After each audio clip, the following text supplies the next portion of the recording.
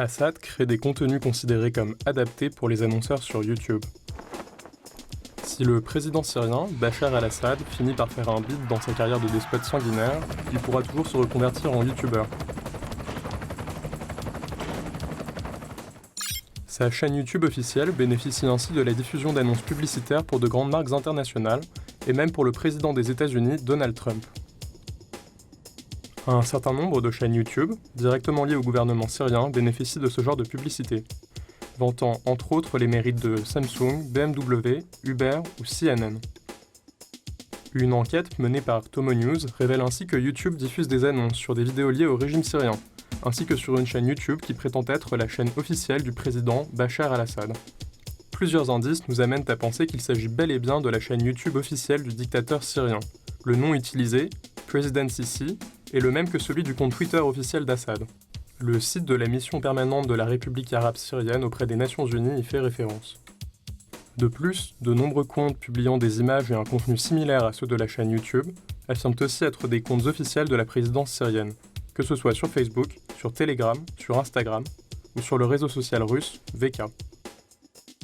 Des médias internationaux tels que CNN ou le New York Times, mais aussi des médias régionaux comme la chaîne saoudienne Al Arab News ou la chaîne iranienne Al Alam, font tous référence à President Sisi comme étant la chaîne officielle du président syrien. En ce qui concerne l'autre chaîne YouTube, un lien y renvoie directement depuis le site officiel de l'Organisation générale de radio et télévision syrienne, un organisme directement lié au régime, et plus connu sous le nom d'Ortas. En utilisant un VPN, ou réseau privé virtuel, nous nous sommes connectés à différents serveurs, en Europe, aux États-Unis, au Canada et à Taïwan. Sur la chaîne officielle d'Assad, nous avons pu visionner des publicités pour des dizaines de marques différentes, entre autres Adidas, BMW, Hyundai, Kia ou Samsung. Chose encore plus inquiétante, en visionnant une interview de Bachar al-Assad sur notre mobile, nous sommes carrément tombés sur cette publicité proposant de parrainer un réfugié. Le lien renvoie vers un site britannique qui permet de faire des dons en ligne.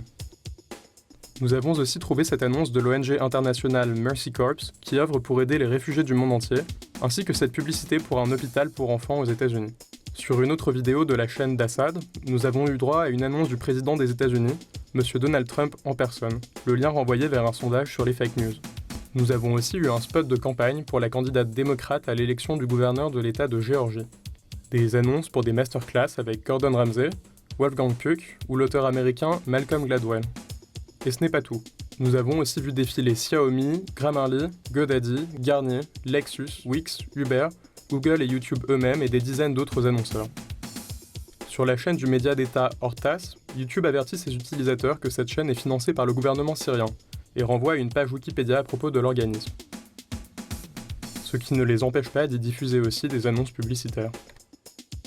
Les sanctions américaines sur la Syrie interdisent aux entreprises nationales de fournir des services vers la Syrie sans obtenir un permis du département du Trésor américain.